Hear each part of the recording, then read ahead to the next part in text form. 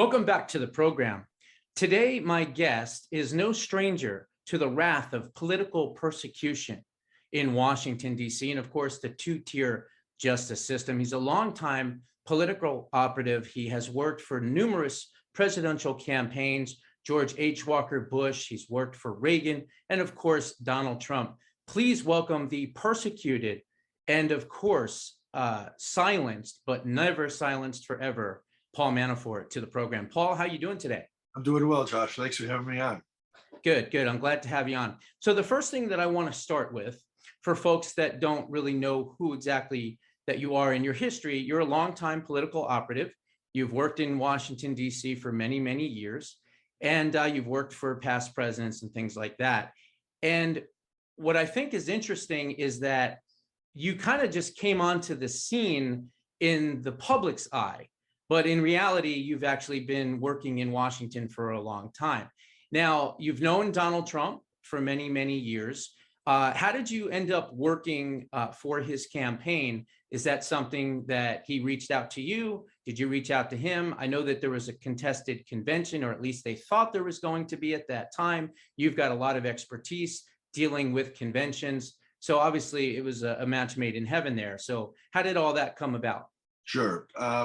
Well, actually, I knew Donald Trump going back to the early 80s. And in 1980, after Reagan was elected president, I started a firm with Roger Stone and Charlie Black that was a political consulting and government affairs firm. And one of our early clients was Donald Trump.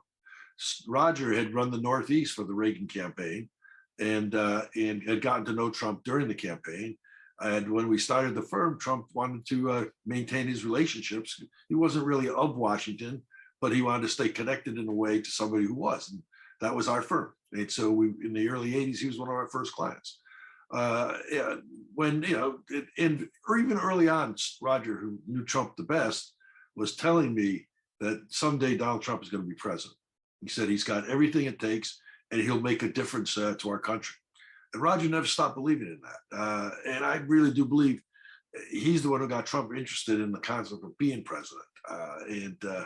So when Trump finally announced in 2015, Roger was part of that whole operation, and it was telling me to watch Trump's candidacy. He was going to explode, even though he was running. He was the only a new candidate, not new to politics.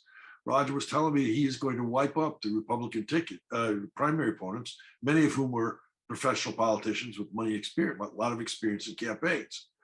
And Roger was right. But that's not what got me paying real attention. My family is a Democrat, not a political family back in Connecticut. And my cousin started calling me and started telling me, asking me about Donald Trump. And it's a blue collar company family. I've got a couple of businesses that have been very well, but we've earned it all. And they have a lot of employees, and their employees, and they were calling me saying, this guy's talking what we understand, and he's connecting with us. And there's the same message Roger had been telling me about. So all of a sudden I started, it wasn't just resonating at a political level, it was resonating at a grassroots level. And so I started paying even more attention. And Trump was an incredible candidate for president. I mean, he was a one-man band. I mean, he was the kid in the early days, he was the candidate. He was the spokesman. He was the pollster. He was the media guy. He was the speechwriter. I mean, he was doing it all. And he was winning primaries. But the nomination is not elected. You don't win the nomination by just winning primaries. You also have to win delegates. And the Republican Party's system of selections of delegates are driven by state rules, not by the Republican National Committee. And every state is different. Some states, you win the primary, you get the delegates. Other states, you win the primary, you get a few delegates. Others, you get none. You have to have a delegate operation. Well, that's a more arcane, structured understanding you have to manage that. Trump had no experience in it. I had a lot of experience at that. And so Roger was telling Trump, you need to bring Paul in because Manafort understands the rules. He understands conventions better than anybody in our party. And Trump, after the Louisiana primary, where he won the primary big and got no delegates, Cruz wiped him out at the state convention on delegates. Trump decided that he couldn't, winning wasn't enough. And he reached out and brought me on, and the relationship grew from there. Gotcha. And you know what, Roger has kind of said very similar things as well. And the thing is that I think at that time, of course, the media was hyping it up. It really, for all intents and purposes, probably wasn't going to happen anyway. But of course, you have the establishment of the Republican Party that was against, the outsider in Donald Trump. And they were going to do whatever they could, the Never Trumpers, they're still doing it, to try to deny him the fact that he was the outright winner, that the people, the majority of the people that were voting in the primaries and all that, wanted to be the president or be the nominee for the presidency of the United States.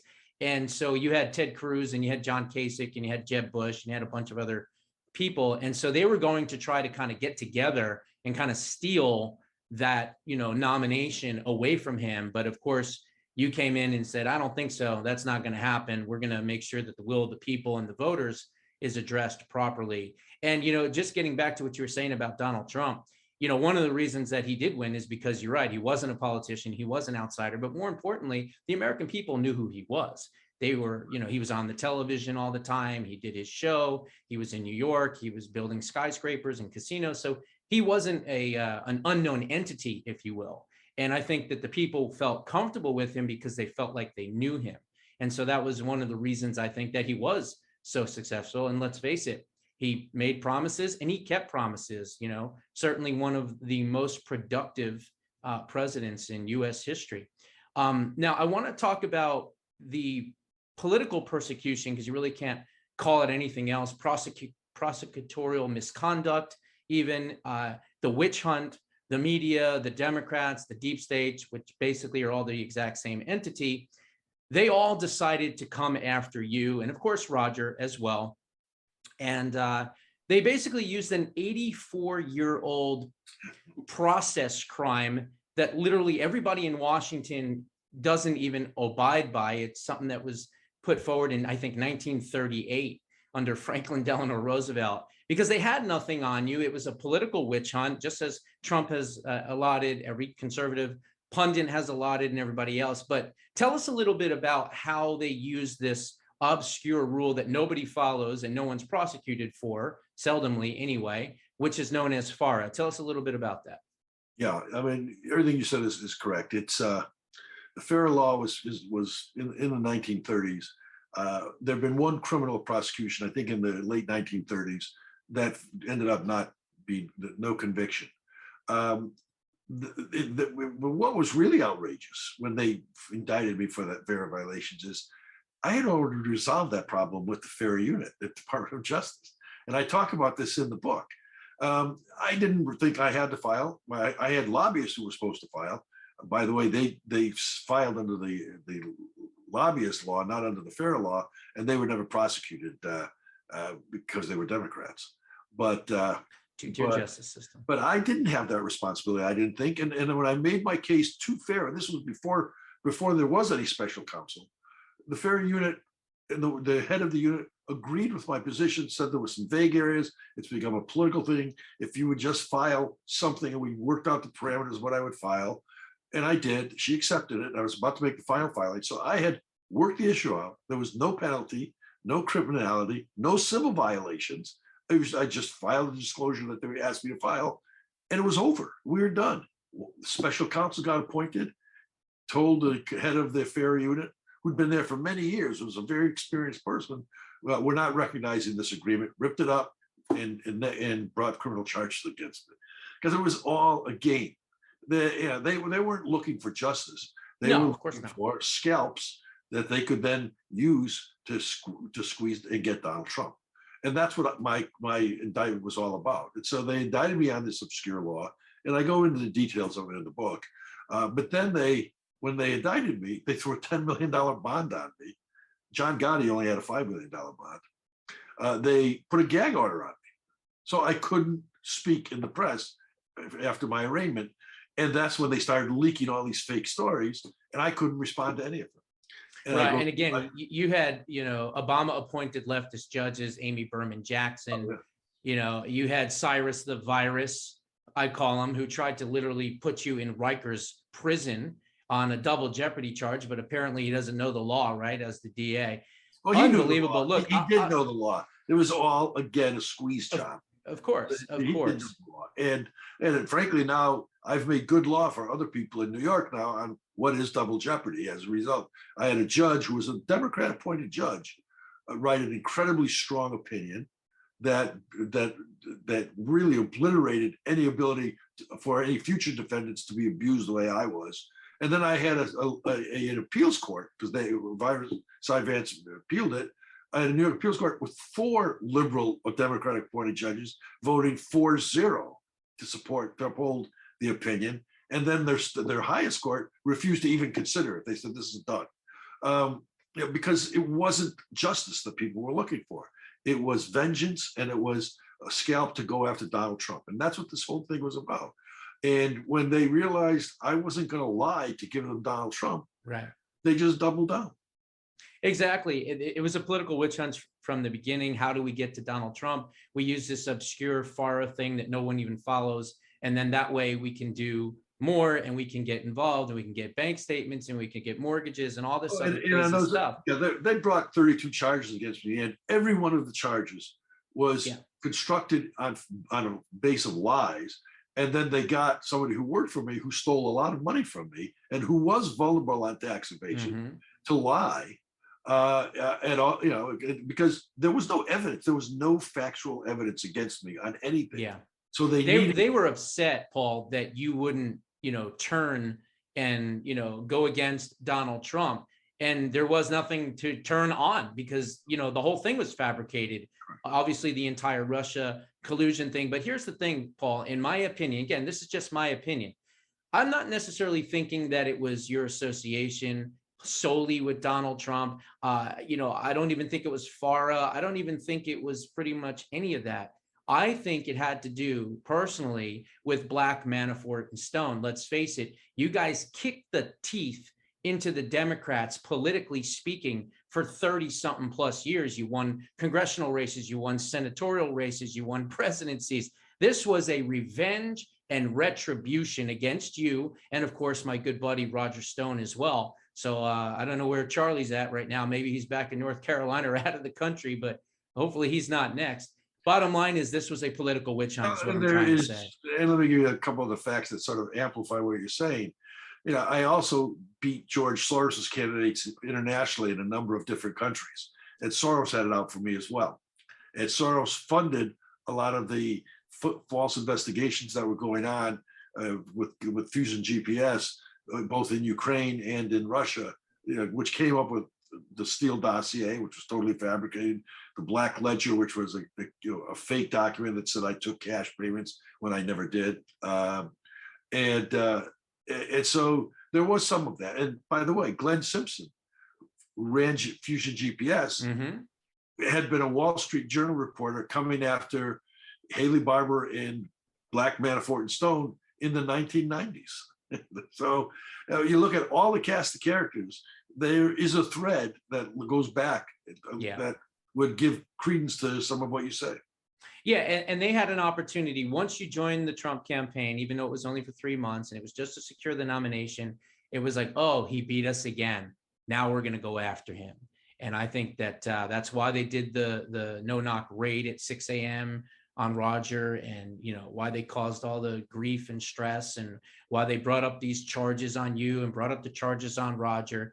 Again, this is the two-tier justice system that unfortunately conservatives and people that believe in America first principles and policies have to deal with. It's really kind of sad. We do. It is definitely two-tiered, and Roger and I are on the front line. But the problem and the fear, and that's why we can't ever let down our guard, is they're not just doing it to people like Stone and me. They're doing it to everyday citizens. They're doing it to parents who go to school board meetings. They're doing it to people who are victims of crimes in cities. They're doing it to protesters on January 6th who are still in prison in solitary confinement with no ability to talk to their attorneys over 500 days. These abuses are of constitutional rights that were once sacrosanct. Exactly. And Paul, let me kind of touch on what you just said.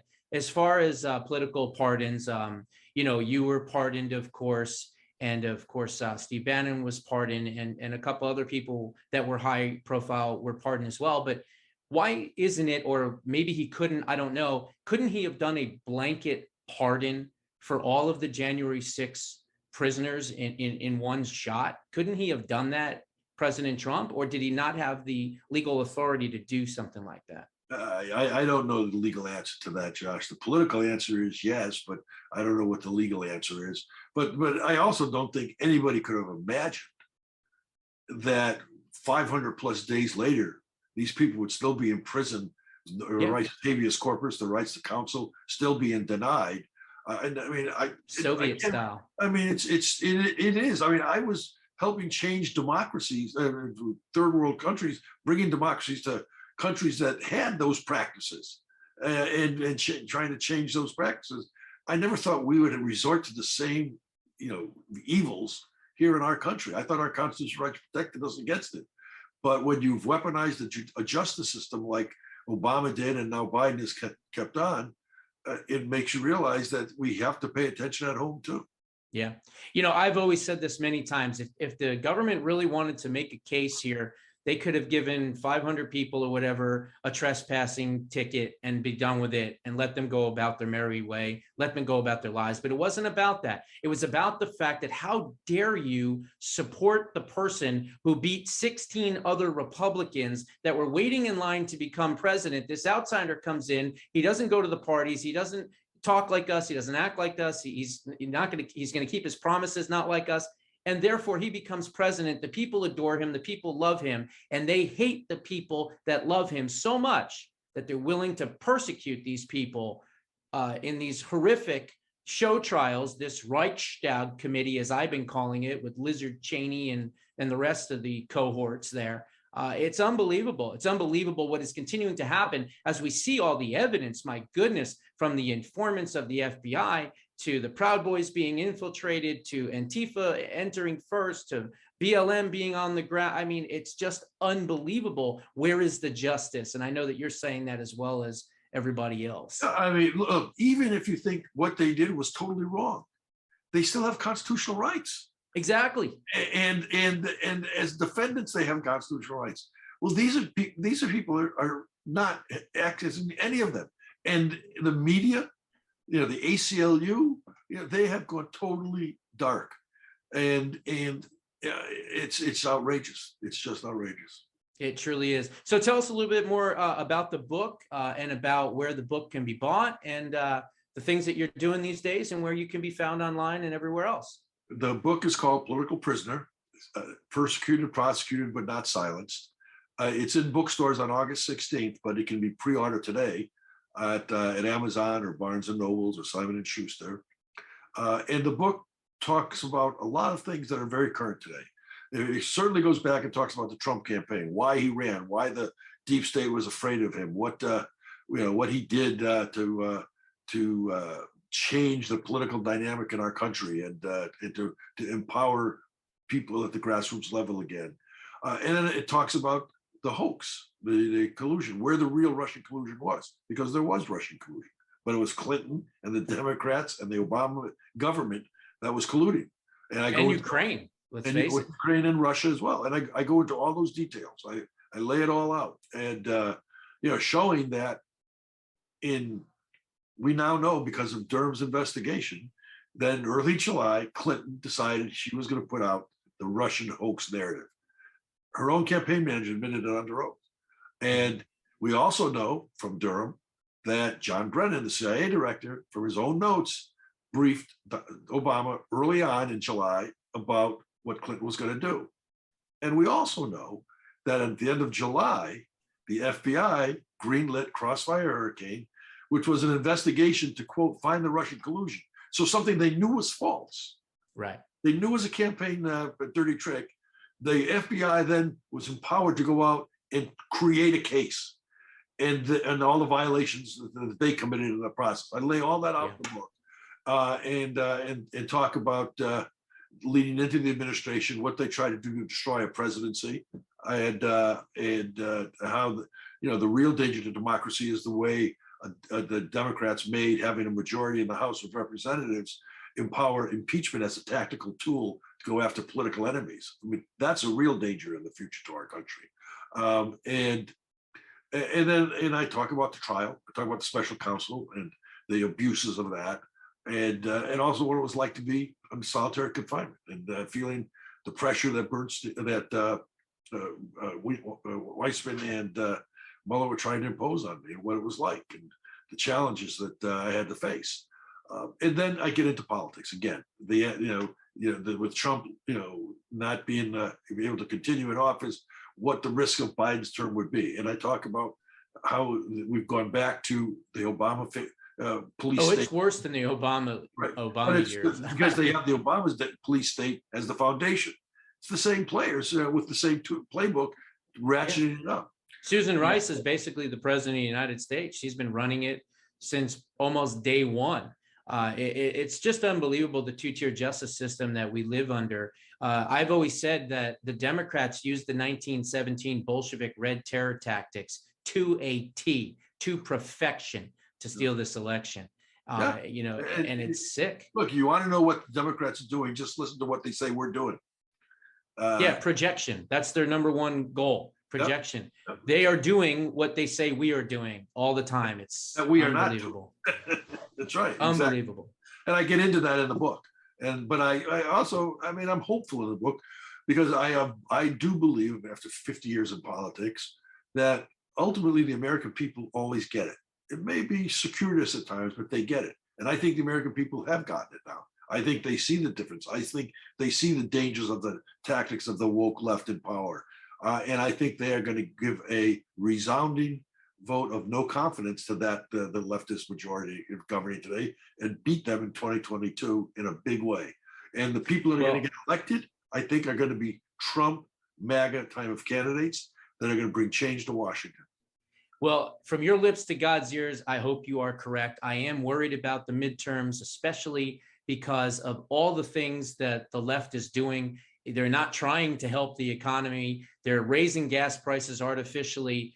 They're taking baby formula away from children. I mean, it's almost as if they're not just tone deaf, but they're purposefully destroying the country. And I worry that after H.R. 1 was defeated, I've talked about this on my show, that on March 7th of 2021, they signed an executive order which instructed over 600 federal agencies to backdoor federalize the elections. In other words, having different agencies that have nothing to do with the elections and election integrity or anything, working on voter outreach, voter registration, voter rolls, housing authorities running voter registration drives, all the things that are unconstitutional, unethical, unmoral, that they're not supposed to be doing, and then hiding it and not even allowing FOIA requests and everything else. So I am worried. I am worried that they have something in place, but hopefully there's going to be enough angry, pissed off patriots out there that are going to say enough is enough, and we'll be able to overcome the fraud that I think is going to be present. I think there's something else that's an undercurrent that is not talked about really, and that is that it's going to be. I think it's going to be a big victory for Republicans. I think the Democratic Party, as we know it, is going to be obliterated in November. However, the woke left part of the Democratic Party is going to survive. They're going to be the ones that stay. And I think that the plurality in the Democrat caucus in the House of Representatives in January of 2023 is going to be much more powerful for the left than for the what I would, I want to say moderate Democrats, meaning just not the far left of the far left. And to them, it's going to be the beginning of their takeover of their party.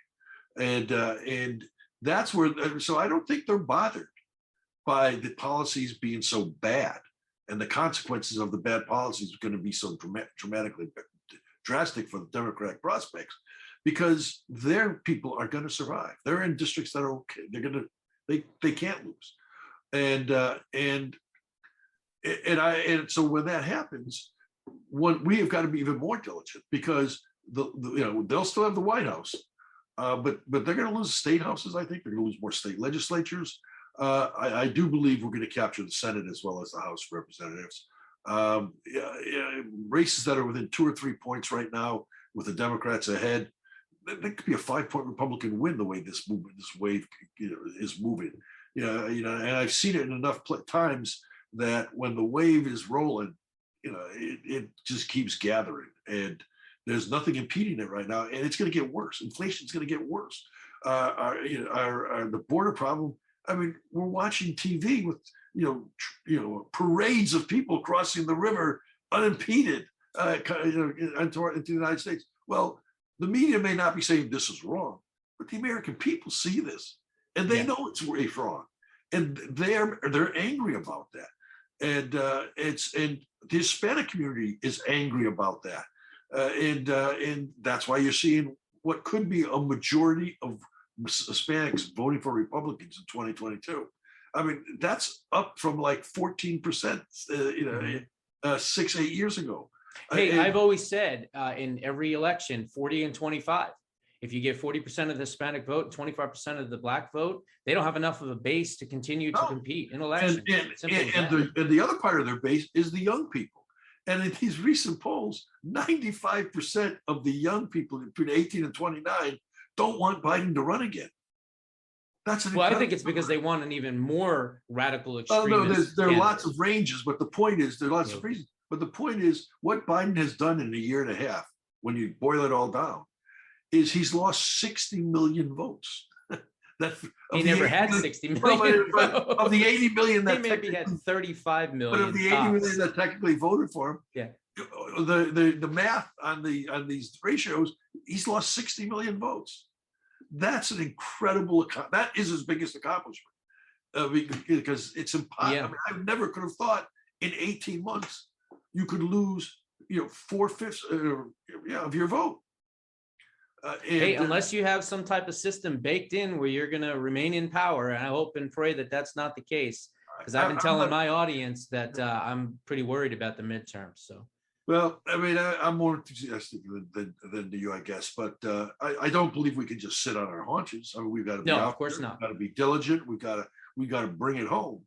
But I think if we do our job, and our candidates are better candidates this year, they're more part of the Trump agenda this year, I think that we're going to have a good day. All right. Well, Paul, thank you again for joining me. The guest is Paul Manafort. The book is Political Prisoner. And please, folks, check it out. Check out this interview. Hopefully, this interview will go out all over the place, share it all over the place. And it's been a real pleasure having you on. Josh, I've enjoyed it. Thank you very much. Thank you. God bless. All right.